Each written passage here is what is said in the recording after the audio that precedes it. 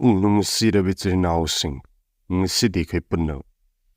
Heiz Ki Masail Khare Kaanaba, Matangda Oina. Heiz Asigi Horaktom. Hazrat Ibn Abbas Raziyallahu Anhu Atumba Sanat Kaloyana Haidopiri, Madadi. Heiz Ki Wafamsing, Hazrat Hawa alayhi salam the Mahaki Dunya Asida Jannat Tarakib Matam Aduni. Allah mapu mahangna Heiz Adam alayhi salam-gi Nupisingi Matangda Tarakibani. Adubu Heiz Apaambada Bani Israel-gi Komdagi Haurakibani Haiba Tungkona the Lakibo Buzruk Kargi Wakalni. Mamang Takta Hokyo Buzruk Sing Adano Hiding Liba Dugi Matlab Mowung Asum Wairambasi Yai Madui Punmuk Hano Heiz Ki Ahkam Bani Israel gi Qom the Tarki.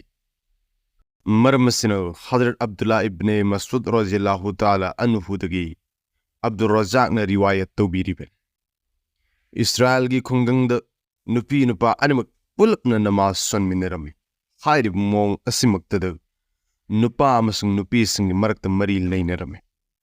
Allah mapu mahak na Nupising Heiz lakhan bagaloy na ating ba amatambiki. Amasung Makoising adu masjid lakba tingzin kirame. Mawung asum na tingzin kiba Makoibu awaba pibagin natte, tawigum basung. Allah mapu Mahaki A.S.A.W.gi hikmat amal. Heiz Ki Masail karam. Igi makalsing. Nupisingi damakta akak nabi oina lakliba adugi makal kayano. Nupisingi damakta mamangi lambi Haibadi S.A.W.gi mafamdagi lakliba adugi makal ahum thoki. Apaambada Heiz Anisubada nifas Amasung ahum subada istihaza. Nupisingi damakta Heiz nifas istihaza Kaanaba damakta ilmatamba Matangda kari hukumno. Nupisingi asing amang Kaanaba damakta Heiz nifas istihaza-gi Matangda masail ngamkai leitana tamba darkarni. Asita nattana mama mapa amadi mapuroi singi mathaktasu tangai fadrabani hairiba makalgi masail asibu takpi tambifa Heiz kadaibu kobage. Heiz asigi artadi chienba musung tautba haibani. Sariyat ki miryangda Heiz kadaibu kowi. Sariyat ki miryangda Heiz haibadi. Nupisingi hakchangi angang khawdagi kariguma makalgi anaba madi angang unabada nattana thokliba adubu kowi. Miyam sing marakta chatnabi oina Heiz asigi maming kari haina kowi. Hairibi adubu chatnabi oina Heiz tha khudingi lakba amasung akaknaba numit sing amadi period haina kowi. Tungi lambidagi lakleba adubu Heiz ni haigadro. Tungi amangba thokpham lambidagi thoklaklabadi madu Heiz ni haina kauroi. Mawung sumna tungi lambidagi lakleba adu lepkhibaga Mahaki Matangda irujaba faraz oigadro. Tungi lambi haibadi amang thongdagi lakleba adu Heiz natte. Marmasino adu lepkhibaga irujaba su faraz natte. Tawigum basung mustahabni. Kanagumbi amana karigumba makalgi hidak ama seasoner maramdagi laklay. Lakleba asibusu hojik Heiz ni haigadro. Heiz ki matamda lakleba adugi atopada karigumba makalgi hidak ama seasoner bada lakleba adu Heiz ki oiroi. Haiza kadaibu kowi. Heiz ki lakleba nupi adubu haiza haina kowi. Heiz asigi Yamlabada natragna, Yamdrabada akaknaba matam ka laybra. Hoi, Heiz asigi Yamlabada, amadi Yamdrabada akaknaba matam lay. Heiz asigi Yamdrabada akaknaba matam kayamno. Heiz asigi Yamdrabada akaknaba matam numit humni haibadi. Pung humdragani thoini, maramasina numit humni dagi, minute kardang watna laklabadi madu Heiz ki ni hairoi. Mawng asumna Heiz Ki ini hainawgidamakta Punsing amani fawba leptana numit humni tattana lakba darkar waibra. Heiz Ki ini hainawgidamakta lagliba adu numit humni fawba leptana lakba zaruri natte. Maramasina pung ama ani leptana layrurabasu Heiz Ki ini haina khangani. Yamlabda Heiz asigi akaknaba matam kayano.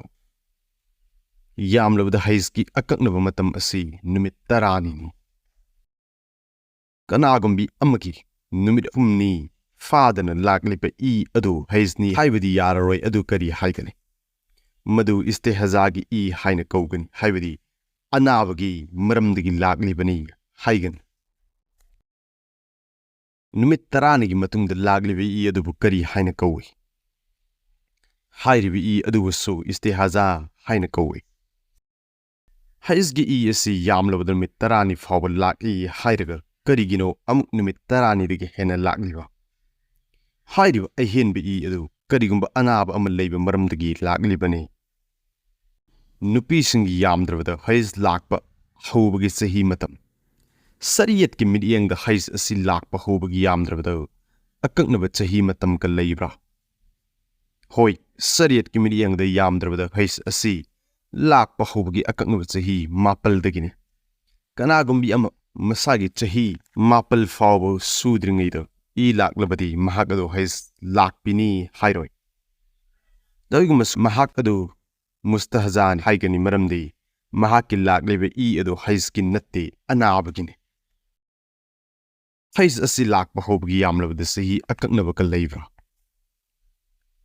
Heiz asi lakba hawbagi yamlabda akaknaba sahi amma fawba laite. Maramdi Heiz asi lakba hawba amadi laktab asida leiriba khungang adugi ayingba amadi S.A.W.gi sumakapoli. Mawng asumna Nupising masagi hakchang faba fattabagi sumakapoli. Yamsu ingdaba amadi yamnasu sadaba mayai marag oina leiba khungang kharadadi Nupising masagi sahi taraga nithoidagi lawkhiduna tarataruk suba fawbada lakme. Amasung yamna saba mafumdana masagi sahi mapandagi taraga mathoi suba fawba adugi yamna ingba mafumdana yamdrabada masagi sahi taraga maridagi sahi kunga mathoi fawbada laknaba yawi. Nupi khudimuk masagi makapoli. Nupi khara amadi Heiz Ki thuna lakbasu yawi khara mana khara thenglap lakbasu yawi aduga khara amadi phana kuina leiraba matungda lakbasu yawi. Sahi mapal yawdringi amasung sahi yankhaimanga ki matungda lagliba adu kari haina kawi. Hairibi aduwasu S.A.W.gi haina kawi. Heiz asigi machu singi matangda. Heiz Ki asi subnatangi angangba machu khatang oibra natragana atoppa machu su oibra. Heiz Ki asigi machu pulapna taruk sui. Ahanbada angangba machu, anisubada amuba machu, ahumsubada leipak machu, marisubada hangama pal machu, mangasubada asangba machu amasung taruk subada leingangdagi khara wawthokpa machu. Mathakta panjakriba machu sing asigi topadasu angauba machugi mahi oina lakbasu yawi asisu heisu oikadra. Jawharatun nayira amasung durre mukhtar ko Lairik asina chingba atoppa Lairik singda achauba fukaha singi wahi nakal tawbiri madudi angauba machu asi subnatangi angauba langla amagumbani. Hairiba angauba machu asi Heiz lakba loikhibaga gaddida fawrgi masi asingba mukti hana laklamba Heiz adu lepkhre haibgi khudamne. Heiz lakle haiba asigi hukum karma matamdagi hawgane. Nupisingi hakchangi athiba haibadi mamangi lambi adugi manungdagi chenthoraktuna adu mapangi sawun mapa fawba yawthoraktringida Heiz Ki lakle haibi yaroi. Mawng asumna manungi saruktagi chenthoktuna mapangi sawunda tarakpaga Heiz Ki laknei haina lawgani. Heiz Ki si achenba oigadabani haiba darkar leite. Heiz Ki asi achenba oigadabani amati oiroidabani haiba leibra. Heizni hainabgidamakta thorakliba adu chendaba jaruri natte. Tawigumbasung adu thoklaklaba uba khaktung nasu Heizni haina logani I adu manungdagi thoglaktuno mapangi sawun mapa fawba thoglaknabadi Heiz ki lakle haina logani sawun adugi makhada taraklabasu taraktrabasu wakhalna khanba khangna Heiz ki ni haiba yaroi Heiz ti lakte adu lakpagum adum khalli mong asumna khanbana Heiz lakbani haina logatro Idi lakte adu laklamale haina di khalli bu wakhal adu khaktana hawjik mahak Heiz lakle haiba yaroi Khudamoira mathakta panjakre Heiz ni fas S.A.W.gi adu manungdagi mapanda thoglaktriba fawba lakle haiba yakhiroi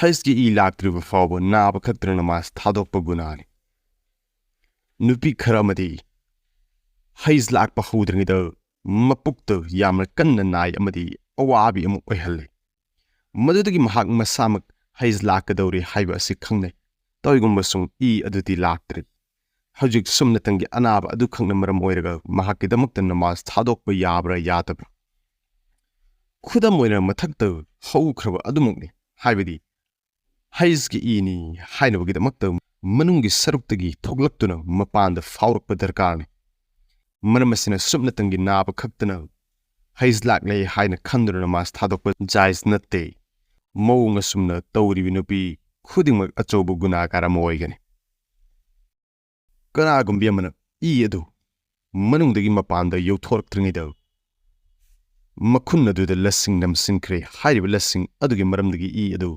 mapanda thoglaktre adu hawjik nupi asi mathakta Heiz lakle haina karam kandagi lawgani adu mapanda thoglaklandara natraga thoglaktringai kandara adu thoglaktringaida lasing natraga karigwa posak ama namsillubadagi manungda adum laikhraba mapanda thoglaktrabadi hawjik lasing natraga fijet adugi mathakta adugi machu adu hawraktriba fawba mahak Heiz lakle haiba yaroi toigumsung lasing natraga fijet adugi mathakta adugi machu fawraklabadi Heiz lakle haina lawragani khudam oina hairabada asar namas swangadaba pung ama leiringai kanda mahakna lasing natraga fijet adu namsinkre adugi matungda isagi matamda hairiba lasing natraga fijet adugi mathakta adugi machu hawdoraklabadi hawjik mahaki mathakta Heiz lakpa hawrabani haina lawragani amasung mahaki damakta Aisha-gi namaz adu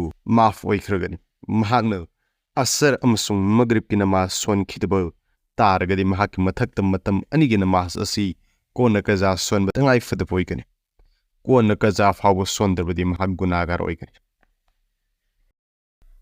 Heiz lakpa lepkhre haiba asi karam kandagi haigani nupi amana laklingaida makhungda namsinkhiba fijet adu lawthoktuna yengba matamda fijet aduda totpagi khudam ama fawba uba fangdrabadi mahakna fijet adu makhunda namsinkhiba matam adudagi mahaki adu lakpa lepkhre haina lawragani khudam oina mahakna asar namazgi matamda fi machet adu namsinkhraga Aisha namazgi matamda lawthoktuna yengba matamda hairiba fijet adugi mathakta totlambagi khudam ama fawba udrabadi mahaki adu asargi matamdagi lepkhre haina lawgani maramasina hawjik Aisha-gi namazdi solagani aduga asar amadi maghrib ki namaz aduna kaza oine solagani nupi ama tumluraga hawgalakpada Heiz ki asi ururabadi mahaki asi karam matamdagi lakpani haina khangani nupi ama tumluraga hawgalakpaga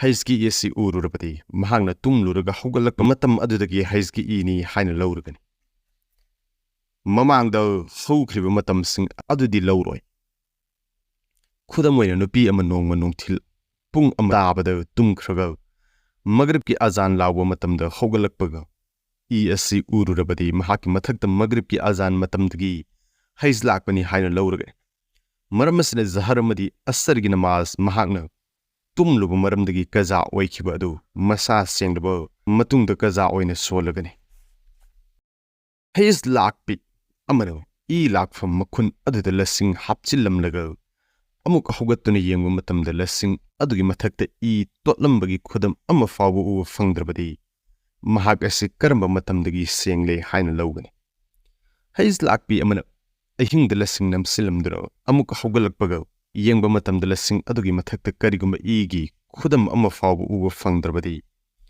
ꯃꯍꯥꯛꯅ ꯑꯍꯤꯡꯗ ꯂꯁꯤꯡ ꯑꯗꯨ ꯅꯝꯁꯤꯟꯈꯤꯕ ꯃꯇꯝ ꯑꯗꯨꯗꯒꯤ ꯁꯦꯡꯂꯦ ꯍꯥꯏꯅ ꯂꯧꯔꯒꯅꯤ꯫ E ꯑꯗꯨ ꯃꯅꯨꯡꯗꯒꯤ ꯊꯣꯛꯂꯛꯄꯒ ꯃꯄꯥꯟꯒꯤ ꯁꯔꯨꯛ ꯊꯪꯕ ꯁꯎꯟ ꯑꯗꯨꯗ ꯆꯦꯟꯊꯣꯔꯛꯂꯕꯁꯨ ꯃꯍꯥꯛ ꯍꯩꯖ ꯂꯥꯛꯂꯦ ꯍꯥꯏꯅ ꯂꯧꯔꯒꯅꯤ꯫ ꯃꯄꯥꯟꯒꯤ ꯁꯎꯟ ꯃꯄꯥ ꯑꯗꯨ ꯐꯥꯎꯕ ꯆꯦꯟꯊꯔꯛꯀꯗꯕꯅꯤ ꯍꯥꯏꯕ ꯀꯔꯤꯁꯨ ꯂꯩꯇꯦ꯫ ꯍꯛꯆꯥꯡꯒꯤ ꯑꯊꯤꯕ ꯁꯔꯨꯛ ꯑꯗꯨꯒꯤ ꯃꯅꯨꯡ ꯊꯪꯕ ꯁꯔꯨꯛ ꯐꯥꯎꯕ ꯂꯁꯤꯡ ꯅꯝꯁꯤꯟꯕ ꯌꯥꯕ꯭ꯔꯥ? ꯁꯔꯝꯒꯥ ꯑꯗꯨꯒꯤ ꯃꯅꯨꯡ ꯌꯧꯕ ꯐꯥꯎꯕ ꯊꯨꯝꯅ ꯂꯁꯤꯡ ꯏꯟꯁꯤꯟꯕ ꯃꯀ꯭ꯔꯨꯅꯤ꯫ ꯅꯨꯡꯁꯤꯔꯕ ꯏꯆꯤꯜ-ꯏꯅꯥꯎꯁꯤꯡ, ꯉꯁꯤꯒꯤꯗꯤ ꯑꯁꯤ ꯐꯥꯎꯕꯗꯪ ꯈꯪꯃꯤꯟꯅꯔꯁꯤ꯫ ꯃꯊꯪꯒꯤ ꯇꯥꯡꯀꯛ ꯑꯃꯗ ꯂꯁꯤꯡ ꯅꯠꯇ꯭ꯔꯒ ꯐꯤꯖꯦꯠ ꯅꯝꯁꯤꯟꯕ, ꯇꯣꯍꯔ ꯍꯥꯏꯕꯗꯤ ꯑꯁꯦꯡꯕ ꯑꯁꯤꯒꯤ ꯃꯈꯜ, ꯍꯩꯖ ꯑꯅꯤꯒꯤ ꯃꯔꯛꯇ ꯑꯁꯦꯡꯕ ꯃꯇꯝ ꯀꯌꯥꯅꯣ, ꯍꯩꯖ ꯂꯥꯛꯄꯤ ꯅꯨꯄꯤꯁꯤꯡꯒꯤ ꯃꯈꯜ ꯑꯁꯤꯅꯆꯤꯡꯕ ꯀꯌꯥꯃꯨꯛ ꯈꯪꯃꯤꯟꯅꯁꯤ꯫ ꯅꯨꯡꯁꯤꯔꯕ ꯏꯆꯤꯜ-ꯏꯅꯥꯎꯁꯤꯡꯅ ꯚꯤꯗꯤꯑꯣ ꯑꯁꯤꯕꯨ ꯃꯤꯄꯨꯝ ꯈꯨꯗꯤꯡꯃꯛꯇ ꯁꯦꯌꯔ ꯇꯧꯕꯤꯗꯨꯅ ꯍꯩꯖꯒꯤ ꯃꯁꯥꯏꯜꯁꯤꯡ ꯑꯁꯤ ꯈꯪꯍꯟꯕꯗ ꯁꯔꯨꯛ ꯌꯥꯕꯤꯌꯨ꯫ ꯑꯜꯂꯥꯍ ꯇꯥꯂꯥꯅ ꯑꯩꯈꯣꯏ ꯈꯨꯗꯤꯡꯃꯛꯄꯨ ꯍꯥꯏꯖꯈ꯭ꯔꯤꯕ ꯋꯥꯐꯝ ꯈꯔ ꯑꯁꯤ ꯈꯪꯍꯟꯕꯤꯕ ꯑꯣꯏꯁꯅꯨ꯫